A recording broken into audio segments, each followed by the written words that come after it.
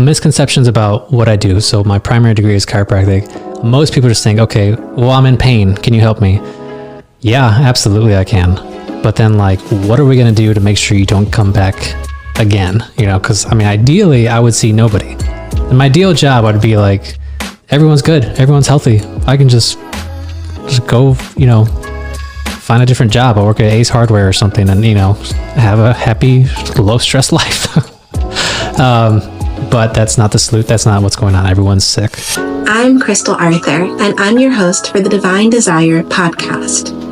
This podcast is to gift you the sexy, spiritual, sovereign, and specific wisdom to help you find and follow your desire into the magical relationships, business, and life that serves the world and excites your soul.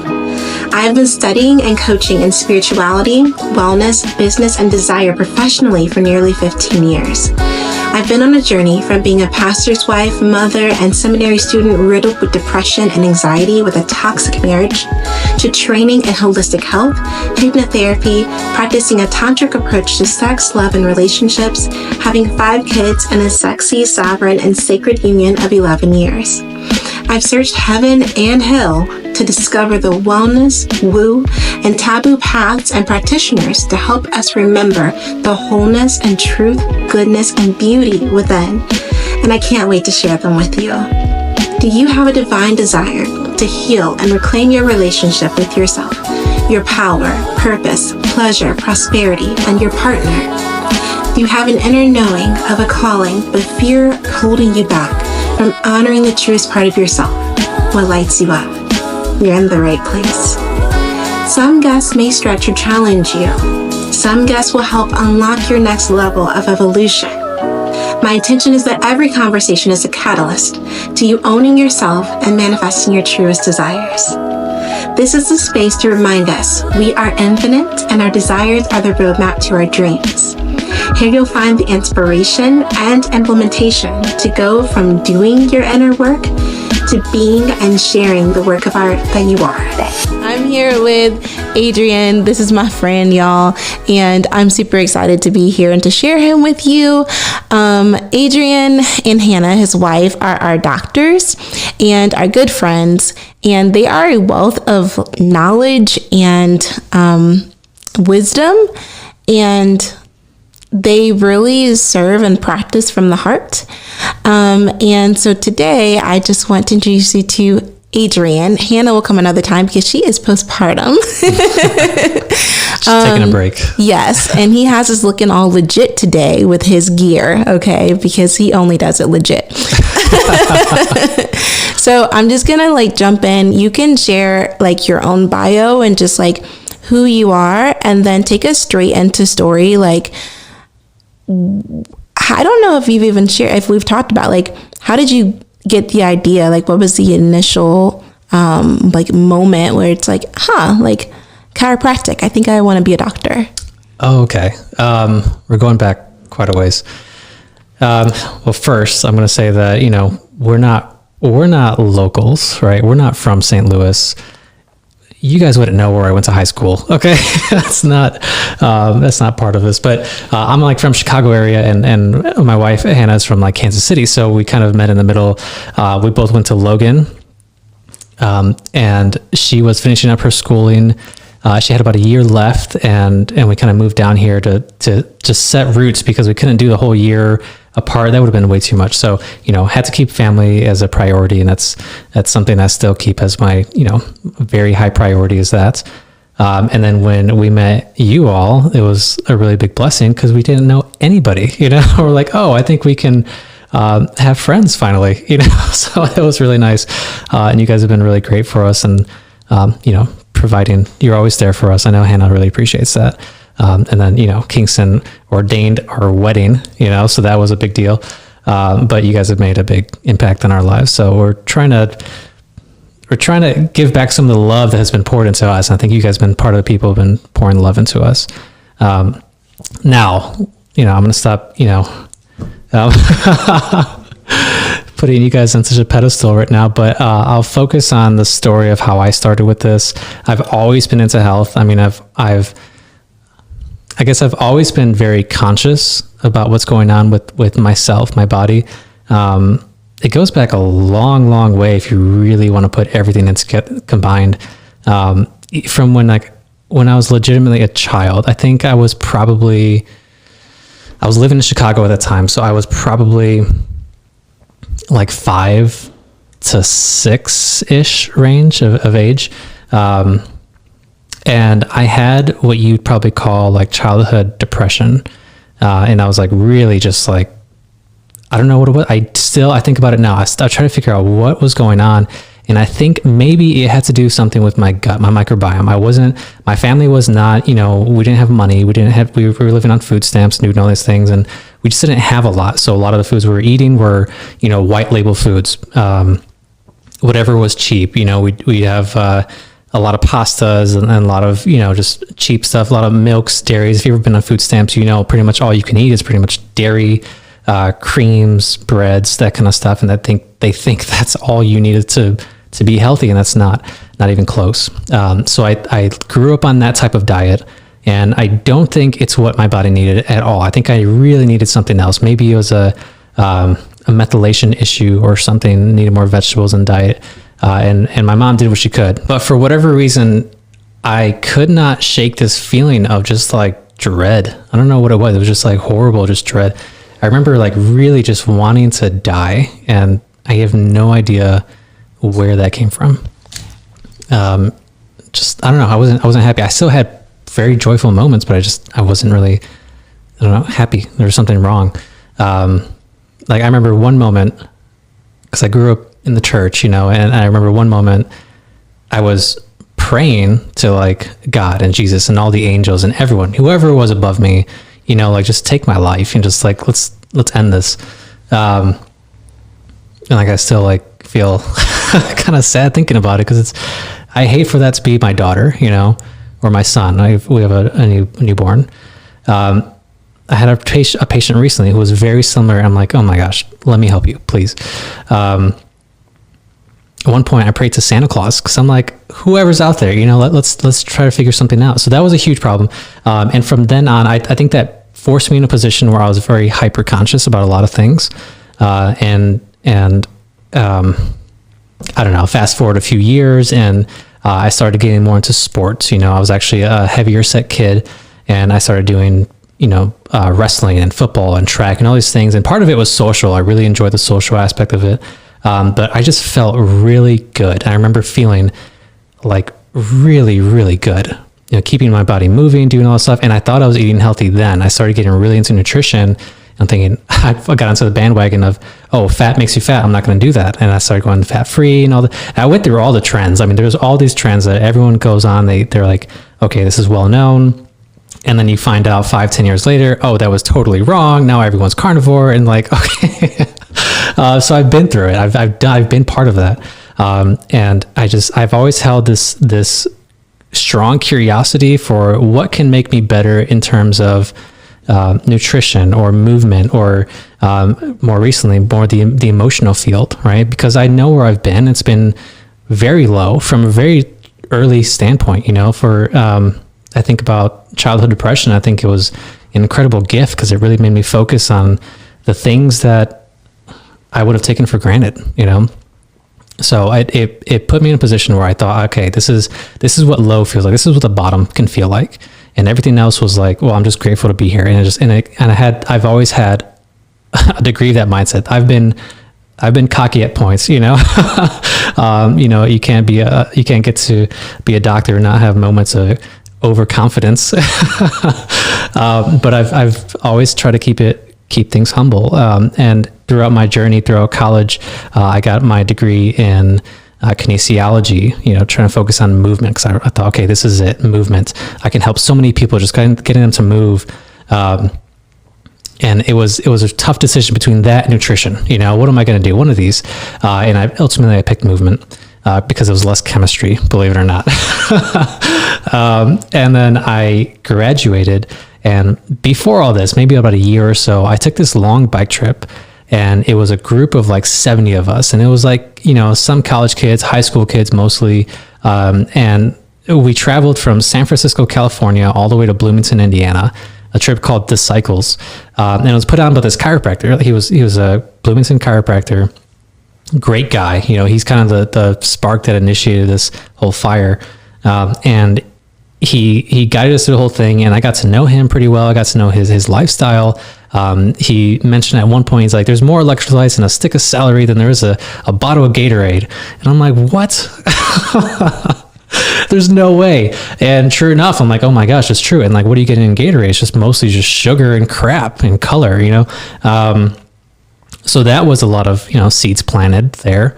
And that really sparked me. So I remember during that trip, I really looked up to this guy. I'm like, oh my gosh, he knows so much. I'd ask him a question. He'd give me an answer that was not at all what I thought it'd be. You know, everyone else is like, what's this? And it's more like a game of Jeopardy. Well, it's just, you know, these are the answers and that's fact and that's all. And he was more Socratic, you know. Well, here's some things that I know, but what else do you think might be going on? It was more like thought-provoking, use your brain, you know. And I think in the education field, a lot of us don't get that. So I've never really been challenged to use my brain.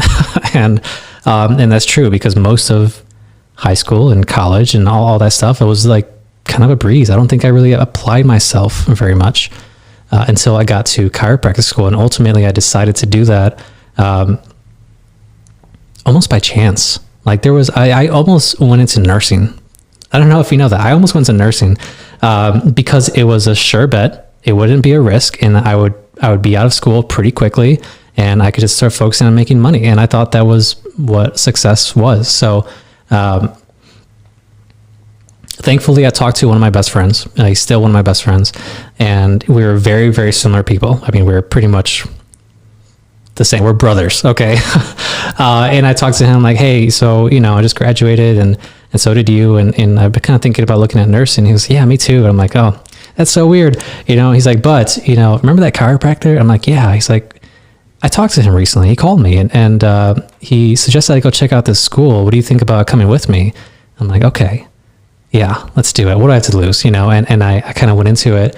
And when I went there, the one thing deterring me was the fact that my chemistry grades wouldn't be enough to get me in. And it turns out I was right. And so what I had to do was I had to retake these classes, and I nailed it. Like the first time I ever had like a 4.0 in like a college sense, because I really just sat down and actually read the textbook and applied myself. And I'm like, oh, this whole learning thing is really not that hard for things that seem like a different language. So the academic bridge was pretty much gapped at that point, you know. So I did that, and we went on this journey together. I mean, I was so grateful that I have a friend to do it with. If you're ready to heal your relationship with yourself and your partner, deepen your impact in the wellness or spiritual space, and reclaim your power and pleasure, you'll want to join our online community and newsletter. Newsletter sounds boring, but it's totally free and will ensure you don't miss a single transmission. Likewise, the community is an additional free space to remind us our desires are the roadmap to our dreams. Our community and newsletter dive deep into the challenges of balancing intimacy, personal growth, and building a purpose-driven business. You'll get exclusive insights from our podcast, along with tools and resources for things like embodying the power couple dynamic, where your business and relationship fuel each other, integrating fear and imposter syndrome in launching and growing a spiritual or taboo business, reclaiming power and pleasure, yet alchemizing shame and criticism. It's in community that you'll find the initiations and inspirations that will pave your path towards embodying your full potential. Joining the community will automatically add you to the email list. Again, it's totally free, and it's the #1 way to support the podcast. Simply go to KrystalArthur.com or click the link in the show notes. That's my name, KrystalArthur.com, or find the link in the show notes. Join us today and step into the true power of who you are, both in your relationship and in your business. And the more I got into chiropractic, I didn't even understand what I was getting myself into, to be honest. Okay. Like I don't think I'd even been adjusted by that point. Okay. But I'm like learning this stuff and figuring out, and I went to 2 different schools. I went to a school in Chicago and a school in here, Logan. And it's a very unique education because not many people go to 2 different schools. Most people just go to one, but I wasn't satisfied with the level of education from one. So I switched to the other. And I got the best of both worlds, because the first one was very science heavy. It's like, okay, chiropractic is about movement and all this stuff. And that's what I thought was true. And then I came to Logan, and there was a lot more free thinking people. It's, I guess what you call a liberal school, but liberal in thought. Here's what the true chiropractors, the original chiropractors did. And here's how they thought about life. And it ended up being way more of a lifestyle than I thought it'd be. Way more about how you go day to day than just, how you're moving. And if you're in pain, like it goes way beyond just the pain aspect. So my whole chiropractic journey has really just been an adventure of like figuring out more about what this whole thing is about, and what life is about, and what you are as a human being. Like I'm trying to figure out, what are we? Because according to physicists, like we technically don't even exist. We're just like energy, in the form of matter, and we can see it only because our eyes and our brains choose to. But whereas everything else, I mean, you can't hear certain frequencies that dogs can hear. You can't see things that cats can see. And it's like, well, what is real and what's not? And that was a really big thing that I really had to struggle with and understand. And it's going to get a little woo-woo, but that's, there's a whole world out there. We have no idea what it is. And then it was almost like a second wind. I'm just like, oh my gosh, I have so much to figure out. And I went down this route of emotions, and everything kind of came full circle. And I was like, okay, I really nailed down the physical aspect of your health, because obviously you move good, you feel good, you're going to be pretty healthy. But there's also the nutritional aspect. Like, what are you putting in your body? You are what you eat. The energy you put in is going to feed your cells on a micro scale. And if you're focusing on just macronutrients, then you're going to miss out on all the good stuff. Okay. And then there's the emotional component, because stress governs everything, and I'm really trying to tie all those three things in together, which is how I came up with this company. Because where I worked previously, none of them truly understood. None of them truly got it. And I'm willing to be that really like pioneer to like finally just get it, get the full picture, because, it's really easy to just niche down and specialize in one thing. And the moment you do that, you lose sight of everything else that's not in that box.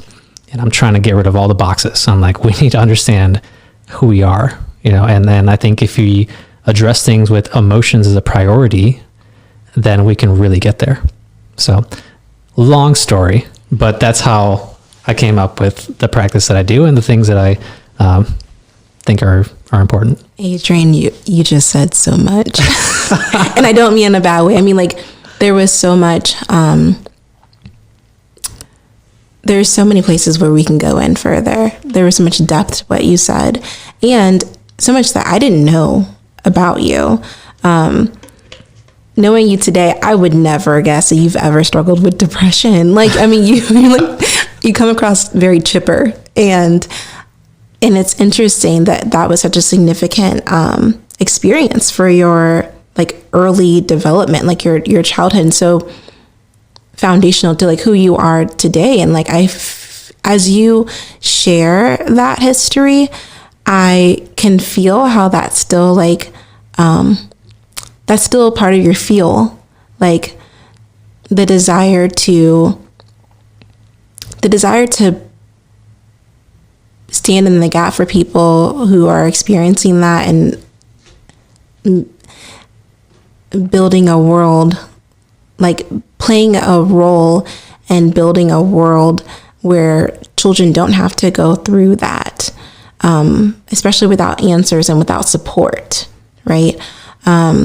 It's actually a really big part of my story too. Like, until I was, how old am I? I always forget how old I am. But until I was like 30, 27. Yeah, until I was like 20, right? Not quite.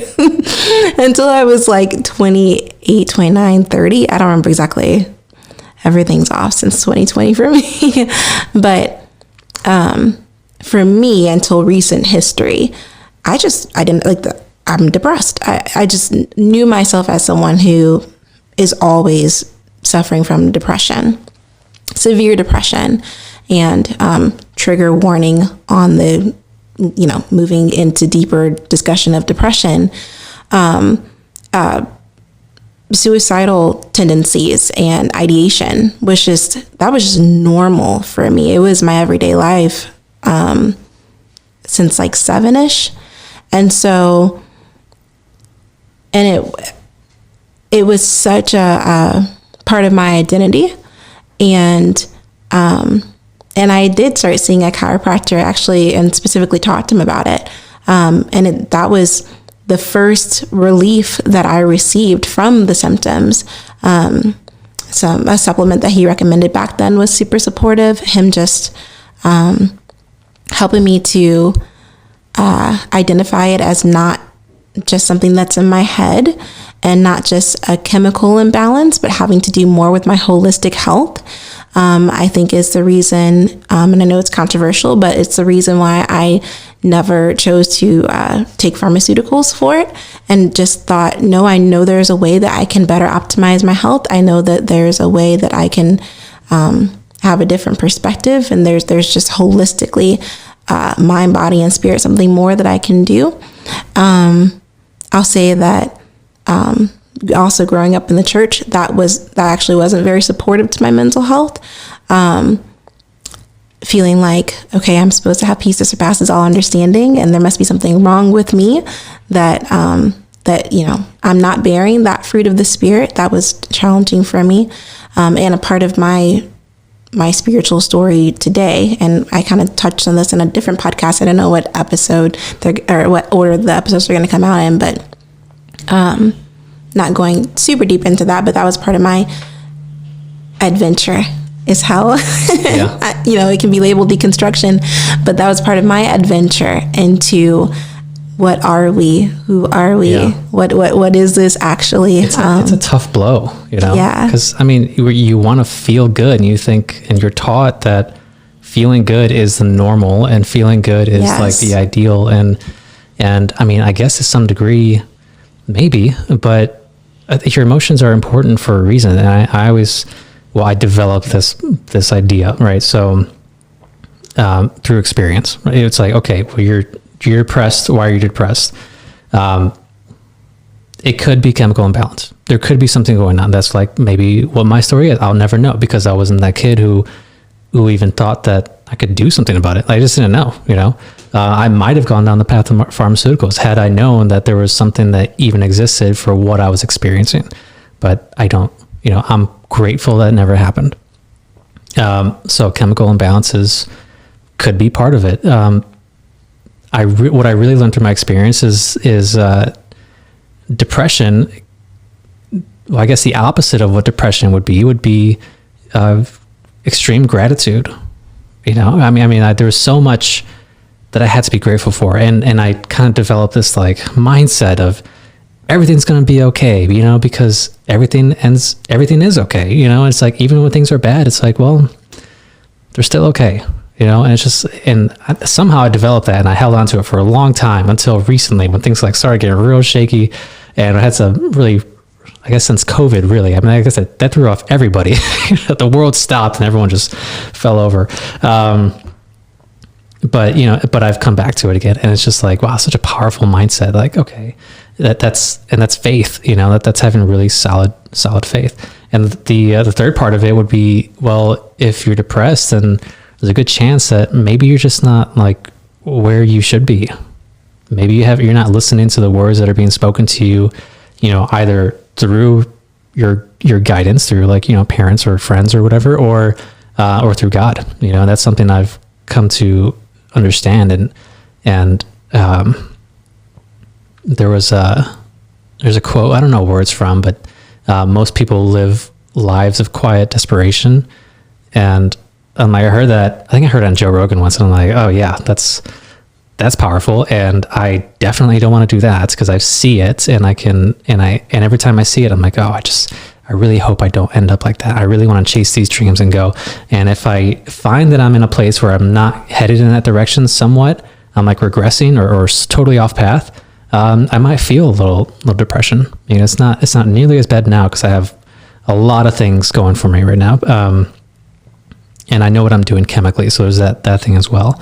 There are lots of herbs you can use, but there's still that hint of it. I'm like, okay, well, something's off, and I don't think I'm on the right path. Okay, so, but I think depression is, we coined it as a medical disease, maybe, but I don't know that we really understand what's going on there. Yeah, I don't know how much we want to get into this, but it's so interesting that you brought that up about the life path. I just heard a similar quote, I think it was yesterday, and it was just saying that it was reframing, like you said, right now our medical establishment has it out to be like a sickness and something pathological. But I've read books and I've heard people talk about it as a gift, as I believe all symptoms are. It's like, it's the specific way I've heard it be referred to that has really stuck with me is it's a canary in a coal mine. It's like, hey, something's up, something's off, right? Do some investigation here before things get worse. Yeah. And it can be helpful even, I think it's entrusting the wisdom of our body to do that investigative work when we feel off, because it's not, depression used to characterize my life overall, and I used to identify with it. Now I no longer identify with it, but I still have, and I just experience it as a part of being a cyclical being as a woman, especially, that I just have, that just comes and it goes. But I don't attach to the experience, and I don't make the feelings that if I wrote them on paper, someone would label as depression. I don't make it wrong. I don't make it scary or dangerous to me. I just embrace it, and I slow down, and I allow myself to have more rest. I nourish myself more.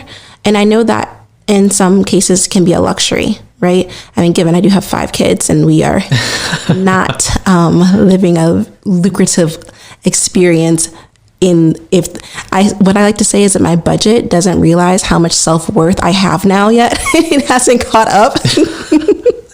So that manifestation is on the way, but like it's coming. It's coming. It doesn't realize I really highly value myself now. That's old karma.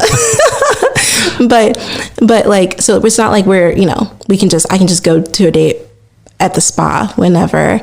Now, mind you, I just interviewed a spa, and that is a form of wellness for sure. Same as people see going to the spa or going to a chiropractor as a luxury, and it's not. It's true self-care and the benefits. Anyway, getting off topic, but that reframe is huge. Seeing it not just as something that's pathological, but potentially a path. To realizing the wholeness that's already there. Okay. So something else that you brought up, which I want to dive into, because you brought it up the other day and I really want you to go in on it. You said, so the other school was more like scientific and kind of conservative. And this school was more free thinking and more, here are the principles on which chiropractic was founded. And you said it kind of can feel a little bit woo. And this show is, like I said, I don't know what order things are going to come out in, but embrace the woo. It's the woo is welcome. A lot of the woo, people are scared of the woo because they just don't understand it. There's like too much distance, and okay, part of my goal is to like bridge that gap, because not all the woo is like, you can't throw the baby out with the bathwater. There's like real solid stuff that's happening, and we have no idea. And a lot of scientific foundation for it. Like you said, like physics is saying the same thing that some like Eastern religions have been saying for thousands of years. And like science is starting to catch up to some of these spiritual, I'm using the air quotes just because it's not only spiritual. I think everything's spiritual, but it's not polarized in the way where it's like science is over here and spirituality is over there. There's a lot of common ground and a lot of stuff being proven literally. Yeah, they used to be the same thing. I mean, science and religion used to be the same exact thing, because the only thing we had before science, true science, was this understanding of God, right? But of a desire to understand more. And that desire to understand more led to the scientific method and like trying to figure out what's true, what's not, in order to figure out what's exactly going on here, right? And I think that's somehow it got separated when it never should have. I mean, we've learned so much, but like, have we? I mean, we've learned a ton in medicine about what fake chemicals can do to hack your system. Like, well, what if we changed it to focus on, how's your body function, and what are things that you can do holistically to integrate all of it to change it. And that's, well, I don't want to get too far on a tangent there, but there's a very important distinction. But no, they definitely started the same thing, and they had the same purpose: figure out more about not only us, but why we're here. And that why is pretty much gone. Yes. And now it's interesting because because science has become a religion of itself, like scientism, and that's probably a different podcast. What I would like you to speak into is really the founding principles of chiropractic. You said to me the other day that it's something that not even a lot of chiropractors are really aware of. And I think that is very worthwhile of a discussion. And I don't know anyone else who could speak into it as eloquently as I know you can. I'll try. I guess from the perspective of what about that is helpful to you in your practice, and how does it make a difference practically to be aware of the history? I think so. Absolutely. Because the first school I went to, up in Chicago, was great scientifically. I mean, it was all the latest stuff. I mean, we had like our professors were the people who literally wrote the book, like they're very esteemed professors. We learned a ton. The education was solid until we started getting to more of the clinical side of things. And then I noticed that things just were not there. I'm like, there's a huge gap here. Why is that?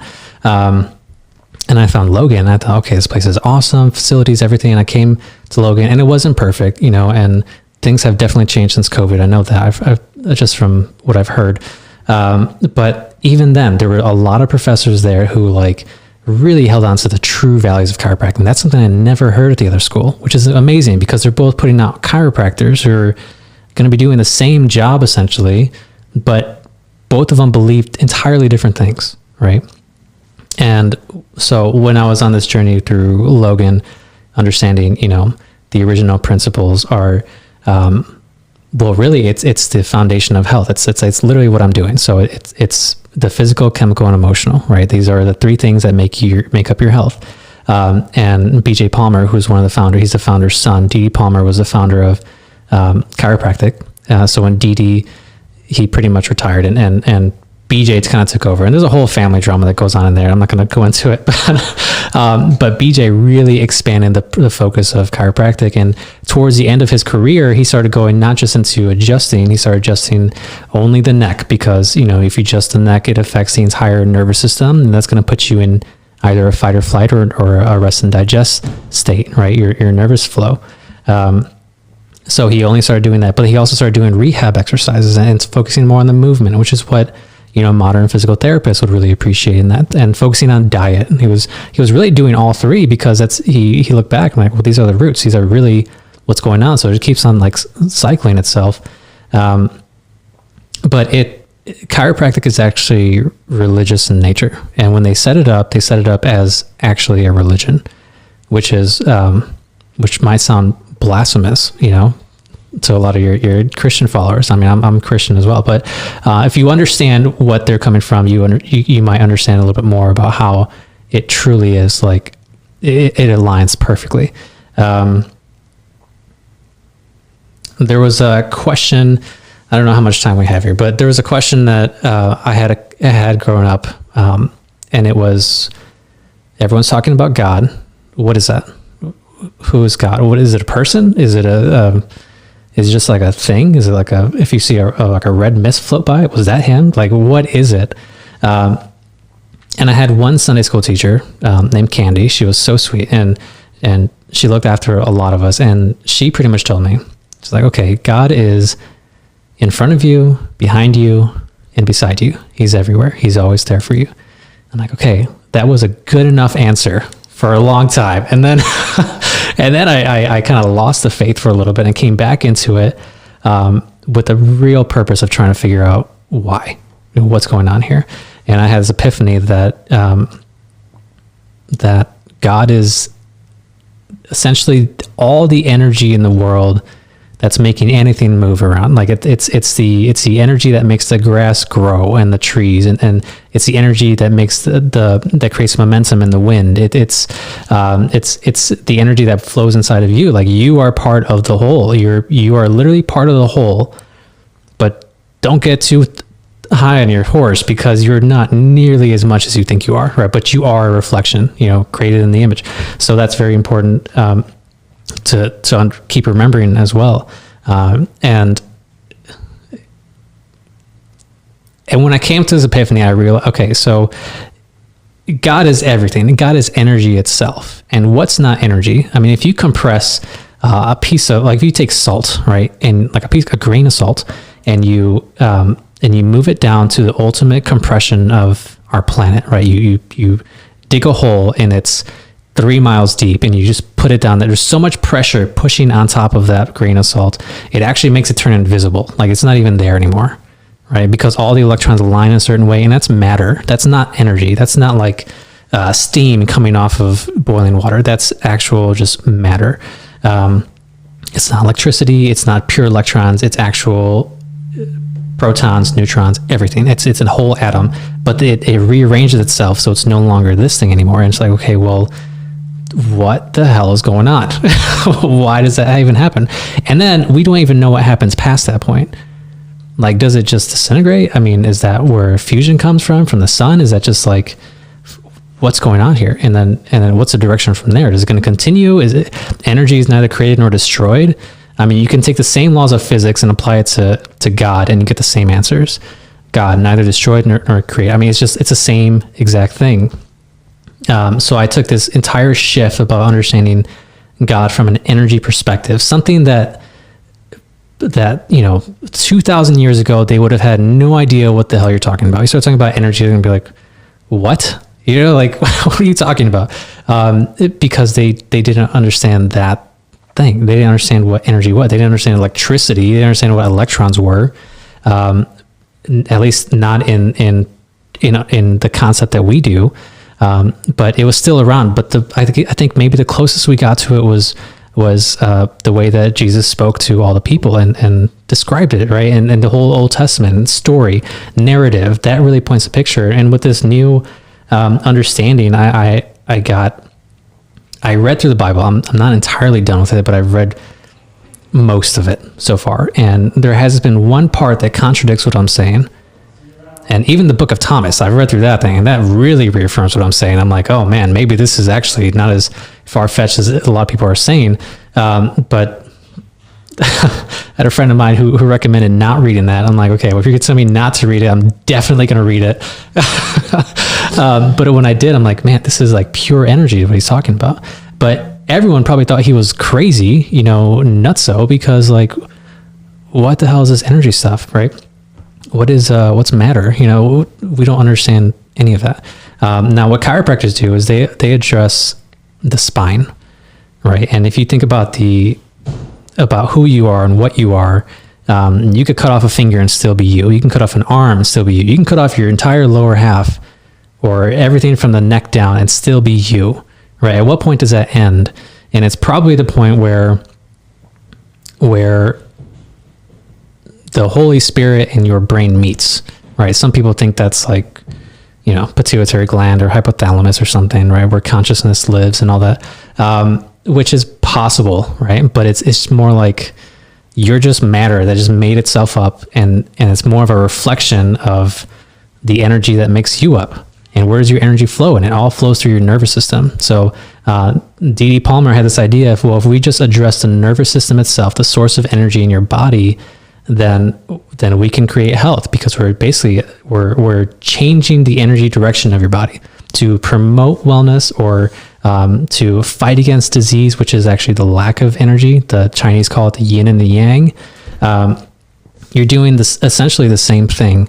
And he saw really great results. And then the entire medical association came after him and it's just different. People don't like different. People like what they think works, and they want to back up science and all this stuff, but you really can't fight results, right?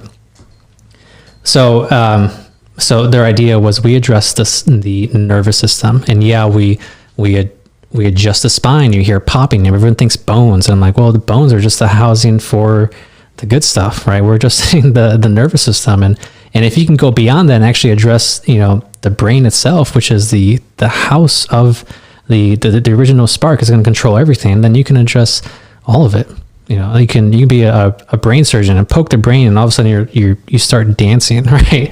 Everything starts from up there.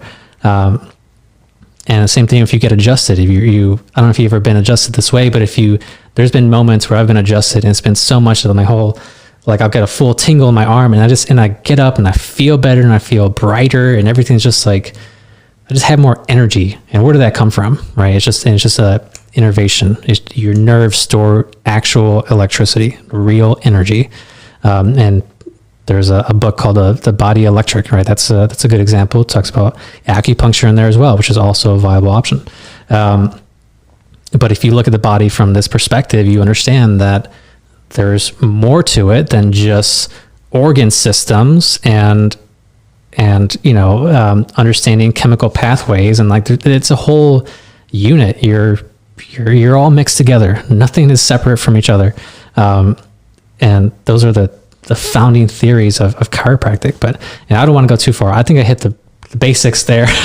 Yeah, no, that was really good. This is for conscious couples, coaches, and catalysts of spiritual and wellness businesses who feel like imposters in their business because their relationships are draining or toxic. Do you feel like your marriage or relationship is hanging by a thread, constantly fighting with your partner and worried about how it's affecting your kids, your energy, and your business? Maybe you've tried everything, new diets, another self-help book, another certification, all in an effort to fix yourself, your partner, your family.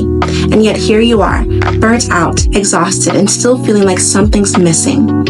I'm Krystal Arthur, and I've been exactly where you are. I've been married for 11 years, and most of those we were in spiritual leadership, preaching heaven while living in hell, both as individuals and as a couple. We lived through rage, anxiety, depression, and caused trauma to our 5 children. We followed all the conventional advice, confided in mentors, and went to the marriage retreats year after year. The message was always the same: behave better, resist your desires, submit, and obey the rules. But here's the truth. The real transformation happens when you stop trying to fix yourself and everyone else and start accepting and loving yourself unconditionally. The secret is in reclaiming your power and discovering where you're holding yourself back from intimacy, aliveness, and your truest desires, both in your relationship and in your business. As a wellness or spiritual entrepreneur or leader, you feel like you should have the answers, the spiritual perspective, the clarity to navigate and balance it all. But when your marriage is falling apart and you're starting to feel like a hypocrite in your own business, it can feel impossible to find a way forward. I've lived that disconnection, the feeling of hopelessness and the heartbreak of wondering if divorce is the only answer. Through my coaching, I guide individuals and couples to uncover their deepest desire and finally start to build the life, relationship, and business they're meant for. You'll learn to heal from within, letting go of the constant need to fix, and create a relationship where you and your partner become the power couple you've always dreamed of, full of purpose, passion, and potential. In this 6-month container, together we will create a field of safety, sacred sovereignty, love, and sensual empowerment that will elicit a remembrance in you of who you are and what you're capable of. It will transmute the energy of doubt, lack, shame, and resentment, and resurrect in you the capacity to have a thriving relationship with your pleasure, purpose, power, and partner. With this truth anchored and embodied, you will see your sovereign vision begin to manifest and experience the fullness of your magic. This is by far my most powerful offering. To learn more and schedule a free 1-hour clarity call, go to KrystalArthur.com or click the link in the show notes. This is a virtual offering. I'm on a mission to see as many individuals and couples come alive to their power, purpose, prosperity, and pleasure as possible. Again, that's my name, KrystalArthur.com, or find the link in the show notes of this episode. So you said results like speak for themselves. Can you share some results that you've seen, like I guess in your own life and any like case studies that you can mention? And in addition to that, you've also brought up the emotional aspect. So how do our emotions play into the health and vitality of our bodies, and how does it impact our nervous system? Well, all your nerves communicate through a certain hormone, a neurotransmitter. And these neurotransmitters are just messengers. They're talking from one nerve to another nerve, or talking from one nerve to your muscles or your organs or something, some other cell. It's just a message being delivered. Some of those messages are serotonin. They make you feel good. Your emotions and your energy state are essentially the same thing. And it's a matter of like, how much energy are you putting out? And what does that energy look like? Are you putting out real bad energy? Is this like shame? Is this guilt? Because that's going to ruin everything. I mean, you think about feeling extreme shame about something. You're not going to be hungry, right? Your blood flow is not in your stomach. Your blood flow is like in your shoulders and in your legs. And you're like, I just want to run away from this thing that I'm feeling, but it's really inside you. It's you at that moment. It's you. But your emotions dictate everything. I mean, if you're living in a negative energy state, then you're never going to get healthy. Okay, so you asked for examples. I mean, there was one lady. She was pretty recent. She came in for something called emotion code, which is something I do as well, which is emotional release. And she wanted to try it out, and she was kind of telling me her background story, and a lot of it had to do with her husband and, infidelity and all this stuff. And okay. And I'm doing an exam on her because I just, I'm not going to just jump into something. I want to see what she can do and what was available. So I'm just, lifting her legs and doing all kind of stuff. She like stops me and she's like, well, I just want to tell you that, I just really love being touched.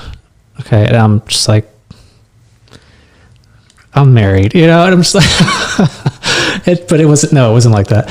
She's like, I really like being touched. I don't know what it is.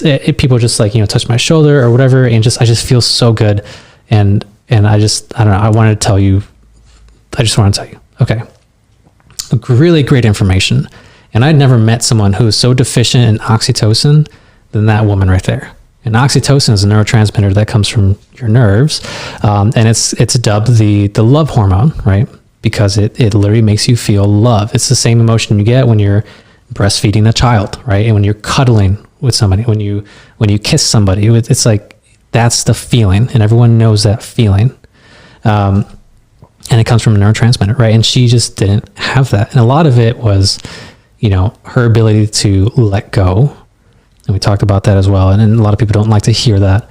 But it's very true. If you don't let go of these certain emotions, then you'll never get past them. You'll never upgrade, right? You'll never go up in energy level. You're always going to be down here. And where does disease live? It lives down here. It lives in the negative, low energy emotions, frequencies. Okay. So this is where we get really woo, but it's in the state of, how does your body deliver these things? And your neurotransmitters are the things that are delivering these messages. It's like, how do you have someone feel more dopamine? Okay, well, you do something to initiate the emotion of pleasure. Okay, it's like, okay, well, dopamine causes pleasure. No, the research doesn't back that up. It's the opposite. Okay. And same thing with serotonin. It's like, which one causes which? And yeah, you can dump loads of serotonin in somebody and they're going to feel good, but something's missing. Everyone who's on those medications, something is missing. And it's a fact that they're not doing it organically. It's just, it's concoction that doesn't really make sense to the body, but it's like, well, I think we should be feeling good. And then some things are going off, other things are not. It's a full system. Okay. There's been people who have, kids are a really good example because kids get adjusted and they just respond so quickly. Adults, it's like, okay, well, depends how old you are. Some people are just so stiff and old, and I'm like, well, you're going to be here for months. But kids, it's like sometimes in a day, I'm like, oh my gosh, they're so much better. There's a lot of my experience so far has been pain related, but there has been some emotional things as well. How are you feeling? I felt great. I got adjusted. I felt great. How is your kid behaving after this? Oh, so good. I don't know what it is. He slept so good that night. He was eating fine. No tantrums. All this. Oh my gosh. Okay. So what did it do? Just tone things down, tone your vagal tone down. And it probably helped you release more of those feel good neurotransmitters. So you don't have to react to something. Okay, so that's one thing that's kind of vague. Yeah, I don't know. Does that answer some of your question? I think so. So you're saying that this woman, she was experiencing a lot of negative emotions, a lot of trauma from her relationship, and you adjusted her, and then she was able to put voice to the fact that she likes when people touch her. I hadn't even adjusted her at that point. I was just doing the exam. Oh, and okay. the exam is, I mean, I literally had to touch people. I have to like. Okay, she came for the emotion code. She came for the emotion code. Yeah. But every patient I see, I do like a full thorough workup because I want to see, okay, we can do this, but if it doesn't work for you because you actually need something else, like don't come back at me and say, yeah, what you're doing doesn't work. Right. Like, no, actually my recommendation would have been this. So I do that for everybody. And for her, I was doing the exam, and just that is when she told me, and I'd always known oxytocin was released through touch. You have certain, I think it's like Meissner's corpuscles. There's like the receptors on your skin. You touch it. It's like touching an iPad. How does it know your finger's touching it? Because there's all these receptors that take that pressure and send a signal and say, finger's here. And you draw it over here. No, finger's now here. Okay, you draw a circle. Well, finger did this motion. And the skin does the same exact thing. And it's not just like direction. It's not just like, oh, well, he's touching me. It's I'm getting touched, but this is also very good. Touch is good. We're meant to be social beings. We're meant to interact with each other. If everyone just did these and no one ever actually touched each other, it would be, no one would feel good. No one would feel safe. We experienced. Yeah, exactly. The pandemic, yeah. You want to be treated like you exist. And that's why we shake hands or hug or, whatever you want to do. Fist bump, right? It's part of the experience. You need to have some sort of touch. Even that quick moment of knuckles touching knuckles, right? That's enough to like, calm me down. It's a little bit of love right there. Yeah, so going into, there was a question that I had and I can't recall. Sorry. There was a question I had and I can't recall what it was now. So I love how you brought in that you do emotion code work and that everyone gets a full workup, because typically when you go to any practitioner or therapist, it's very siloed. Like, we're just looking at this part of your body. We're just looking at this organ. We're just looking at this system. Or we're just looking at your mind. But you're truly practicing holistically, not just, you don't only have holistic offers. You know what I mean? Like, I have this offer and that offer, to where it would still be siloed out, but you're really looking at the whole person. Yeah, that's right. Some people don't actually like that, and that's okay. I'm probably not for you. But I make it my objective because I haven't found that. I haven't found someone who just, goes over everything, and I'll do that. I just had an appointment today where I had to literally break down everything.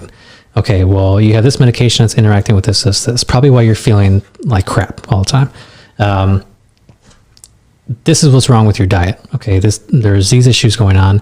Physically, what's going on is you have this poor posture where you're here all the time. Think about what that's doing to your mind. You have this. If you just sat like this all the time, shoulders hunched, head down, eyes down, you're not going to feel great ever. I mean, you might feel okay, but you're always going to be more inclined to feel sad or depressed or just like, apathetic, as opposed to doing the whole shoulders back and you erect your spine, right? You open up those nerve channels where you can get more nervous flow, more energy. You can say what you want about posture, but standing up straight makes you feel better. Imagine what being like that all the time will do for you in your mental state. So we had that conversation, and there's all these different aspects that are going into it. And we talk about her stressor, right? There's family stressors that are going on. There's only so much you can control, which is where I had to have this was an underage girl, and I had to talk to her mom. They were both on the call. And I had to talk to her mom about it and say, okay, this is something that is more under your control, because if there's some sort of like issues going on in the home, you have the power to change the home circumstances. So it's like you go to your holistic doctor and you're going to get told that you need to change this, and this about your household. It's not in a judgy way. It's more like, this is what your daughter needs in order to improve. Otherwise, she's going to be stressed out. She's going to have all these issues. And we just talked about how stress can just change the entire body, and it does. And she's not going to improve ever. And it's not just going to be her. It's going to be all your kids and you and your husband, and like everyone's going to be better off for it. But you have to do the work. So that leads me into, what are some misconceptions about what you do? And the reason I ask that is because I'm sure a lot of people, because of like the joint is what I'm thinking of, right? A lot of people think, I'm just going to go in here real quick, and in 3 minutes, someone's going to crack my neck, and I'm going to feel a little bit less achy. Yeah. And that's it. And some people are just going to the chiropractor for that. And I don't know how you feel about it, but I mean, I feel like it serves a purpose in the market. Like there's some people, that's all they want, and it's doing something, right? So that has its place, but that's not what you're doing. So what are some misconceptions that people come in with about chiropractic? And also, I'm sure that one of them is probably, he's not going to tell me to let go of my emotional baggage, right? So how do you do that? How do you support people in that? Or what are ways that you recommend, or that you practice to forgive, to release those, what you refer to as like the lower or more dense, difficult emotions? Okay. So there are 2 questions there. I think I like to ask 2 questions at once. It's like, choose one. I'll try to do both. Choose your adventure. So the first one is misconceptions about what I do. So yeah, my doctorate degree is chiropractic. My master's in nutrition. What I do is both, all of it, and the emotional side, which, there is no degree for emotional. I mean, there's therapists, but I'm not here for therapy, right? I'm here for, what can you do to improve your life? And that's going to be the emotional change you're going to receive, because a therapist will eventually get there too. I'm not there. And there are people who should definitely go see a therapist. And I'm like, I can't help you there. I'm sorry.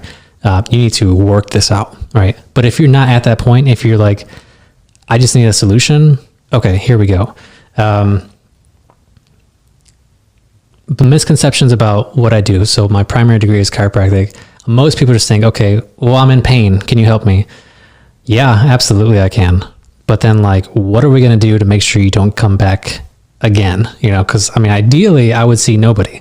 And my ideal job would be everyone's good. Everyone's healthy. I can just go, find a different job. I'll work at Ace Hardware or something and, have a happy, low stress life. But that's not the solution. That's not what's going on. Everyone's sick. Everyone needs some sort of direction in some way. And I'm trying to do all that I can to find that direction for them. So the misconception is, okay, I'm a pain doctor. I only deal with neck and low back pain. And a lot of times that can be the gateway, maybe. I see there's a jiu-jitsu gym called Revive right here that I like to go to, and everyone there is great. And most of those people are coming in because of pain, and no wonder, because they're getting thrown around all the time. But there's a lot of people there who I'll still talk about it, hey, you got some gut issues going on. You really shouldn't have dandruff that bad, man. That's, you really got to figure, there's a deficiency going on. And I'll tell them, I was hey, I can do this, but most people just see me as the pain guy, all right, the movement guy. And that's fine. If that's what their objective is, I'm only here to help people as far as they're willing to go. And if it's just physical, okay, great. If it's just the chemical thing, some people just want to supplement. Okay. I will tell you that it's not just going to be the supplement, but if it's all you do and you feel good and that's where you're happy, fine. You have access to what I have access to. Okay. Those are some of the biggest misconceptions, I guess. And then there's functional medicine, which is what I've been doing for years. And I don't know what people think, all kinds of things. Most people don't even know what functional medicine is. It's just like, well, it's what your doctor should be doing from a natural perspective, and no medications are involved. A lot of people just think it's you get on a plan and you just take supplements all the time forever, and like that's it. I'm like, no, that's not the goal. Like, you will do that, but for a purpose, right? And I guess there's that aspect too, because it can add up. And if you're really off the path, it'll add up fast. But good God, you probably need the help. Now, the other question we had was, how do you get someone to improve that lower level energy state? The pathway, and this comes from the work of David Hawkins. All right, he's got a great book called Letting Go. Power versus Force is another one of his popular books. He talks about the energies of emotions, and that's where a lot of my theories have come from as far as emotions are concerned. And he has these low-level emotions, but there's a tipping point, right? Malcolm Gladwell, where's the tipping point? Where do you begin to make that switch? And the tipping point is actually courage. So if you can develop and foster courage in your life and do things that are, not in your normal, then you can actually improve these things and get past them. There are things that I'm not proud of from my previous life, and things I've done in college where I'm just like, that was just dumb. And like, I think back and I almost like cringe. I'm like, why did I do that? Because it wasn't who you were. Cause that's a stage where you're pretty much trying to figure out who you are. And it didn't align, right? Just didn't align. It's more, peer pressure and that kind of stuff. And I can look back at it and think about how much shame I harbor around that event. Or I can think back at it and be like, it happened.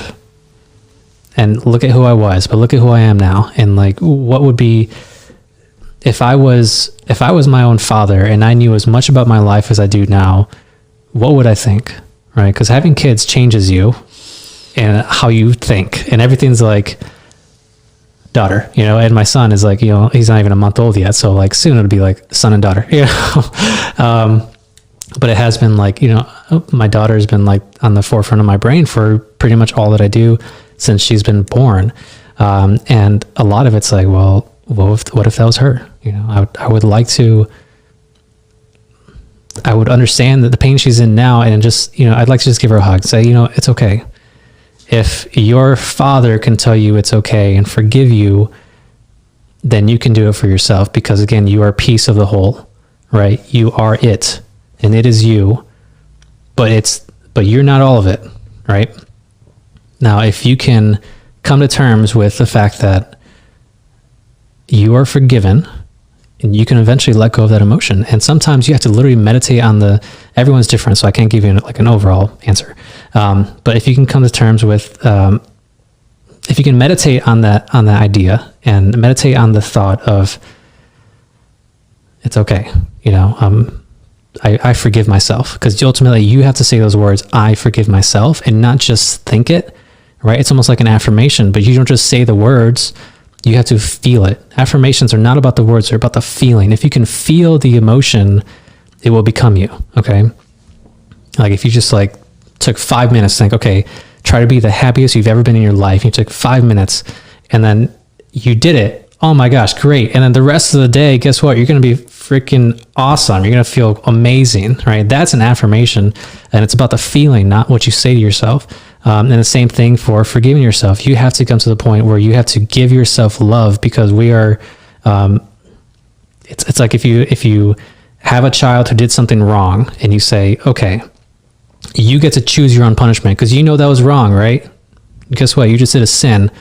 You know that was wrong? Yeah, I know that was wrong. Okay. How are you going to make amends? What's your punishment? You choose. They would choose like something way worse than you would, right? All the time. I mean, if they're being facetious, it'd be like, okay, I won't have all my snack today. My daughter's at that age, but most of the time they're going to say, okay, this is really wrong. I need to make amends. this is how I should suffer for the wrong that I've done. And we're all like that. That's what our minds are. And if you don't that's the thing you have to let go. You have to let go of that overbearing, you're too hard on yourself. You got to let go of things that have gone wrong in the past and you have no control over anymore. It's not even part of who you are anymore. It's like you're a different person. You're a different DNA. DNA is the same. You're different cells, right? Every 7 years, you're a new person essentially. And if you've gone past 7 years and you're still holding on to negative emotions, something's wrong. Okay, you're not that person anymore. Now, if you've never made the changes, that's where the first step would be. Okay, something's wrong here. I've been acting like this, and I lie all the time. Okay, well, the first step would be you got to start telling the truth, right? Positive reinforcement. Do things, not just take them away. It's like stop lying. That's you could tell that to everybody.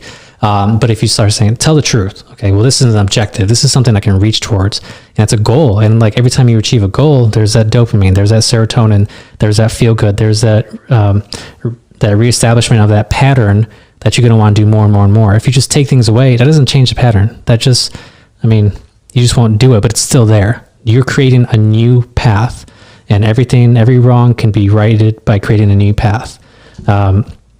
So there's some example there. Everyone is entirely different, and I guess it really depends on what's going on in their life. I try not to get too specific with things. I'm not like a priest here where you come in for confessions, and I'm not doing that. But I do want to know, where is your energy level? If this is the range, where are you? Because most of us are very low energy. How many times do you have courage in your life, or love, or reasonableness? I don't know if that's a word. Or peace or joy, right? Those are the positive emotions that will lift you up, and you are the average of your emotions. Whatever you are, whatever you experience, you're that average. And for the most part, we're pretty low, right? But if you have a mindset where, hey, everything's going to be okay, right? I'm not living in fear. Fear would drive you down. I forgive myself. I did something wrong, but I forgive myself. If I can forgive myself, so can that person, because I'm going to be way harder on me than they would have been.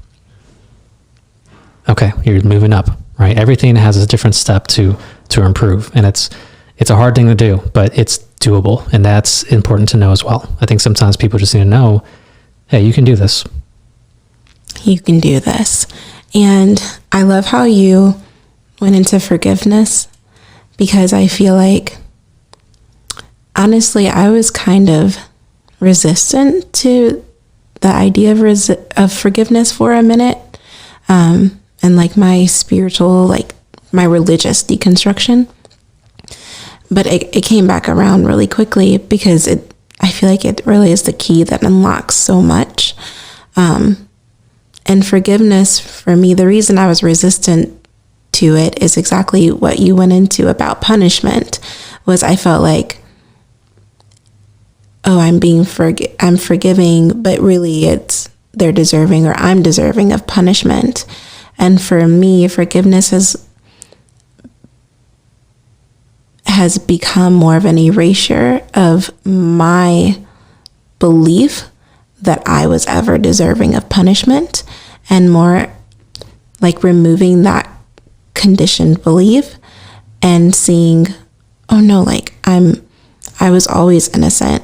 I just made a mistake. That's just the same as, you said, a child. Mm-hmm. If a child innocently makes because we don't know everything. We don't. We, like you said, we are it, and it is us, and we're not all and we also have a lot of conditioning and the ego and all this other stuff on top, right? And we believe that we are that instead of it. Yeah. And we act out of that. And it's just an innocent mistake, because we got confused. And so when I forgive myself from that place, and more just removing all the garbage on top to reveal what's really underneath. And when I forgive others from that place as well, it's less like I have to shake loose the grip of the emotions on me, which is what I felt like I had to do all my life with my depression. I have to, like, depression just like is this beast of a thing that just has its claws dug so deep into me. And it's more like, it's more like being a buoy, and like it was just this weight that was on me, and I just like cut the cord of it, and I naturally just lift up to the higher emotions rather than having to wrestle or fight my inner demons, that type of thing. And it's just so much more simple, even though forgiveness can feel hard,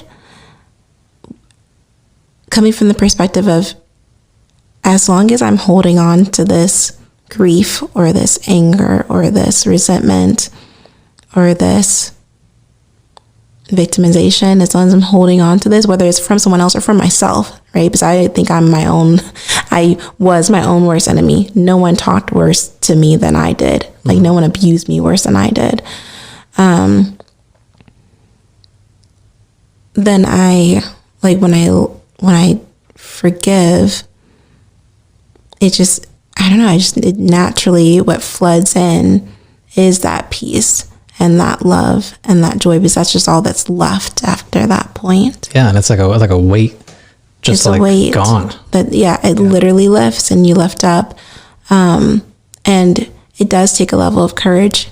Like, it takes courage, and not by any means to say that someone who's in the throes of depression is not courageous. Like, I'm just saying that in my experience, it took courage for me to stop identifying with the lower it daily takes courage because daily there's something else that I feel like I'm being attacked with, or is unfair, or something about life that's happening to me instead of for me. So It's a daily practice of forgiving myself, forgiving the other person, forgiving life itself, forgiving God. And like embracing the courage that is always there, right? I don't think there's any negative emotion that can't be overcome without courage to forgive, or courage to be grateful, or even just plain courage to overcome in the case of fear itself. Mm-hmm. But courage is always involved. And something else that I noticed when you kind of went back to like college and mistakes that you made then, you sometimes, especially in like functional medicine, it's very like release, detox, and like it's only like that's the focus. And it's like, and then in the spiritual space, it's like banish these emotions, or like fight war against your flesh, you know? But I heard you it was more like you're embracing. Yes, it happened. I don't have to deny it. I don't have to resist it or reject it in myself. It's a part of me. It's a part of my experience. And I can love myself then and see that I was doing the best that I could. And I can love myself now and recognize that literally like that, it's over. It's not still happening. Right. I'm not still doing it. It's not still being done to me. I can let it go. And that's another thing. And we might have to end this here because I have no idea what time it is. There might be someone waiting for me outside that door. And I feel really bad. But time is another thing I really think about, because most of us aren't living in the now. Most of us are living, in the future. And it's good to think about the future, but we shouldn't live there because we lose reality. Or the past. Or living in the past, it's even worse, because then there's nothing you can do. And if you're living in the past, all you want to do is make changes or make corrections of things you have no control over. And that's the opposite of letting go. That's holding on to the only thing that you know might be true because it's already happened. There's no hope there. Yeah. Any final thoughts to conclude things? Is there anything that I didn't ask that you would have loved to have shared? We talked about a lot. I don't know. I didn't know where this was going to go, but I'm really I'm happy with the questions we had here. I'd love to take time to do more. I think we need probably a 4-hour podcast, honestly, because there's so much. It's a different world. I try to stay, in with reality and understand what's going on here. But I mean, I'm really living in a different world And I see that because I talk about things, people are like, what? I don't know. I think we should do this again. We will do this We again. can unearth more things. And I'm not saying I know all of it, but it is a challenge to try to figure some of these things out. Yes. The discussion is, I think it opens minds, right? And it sparks other conversations with people. All right.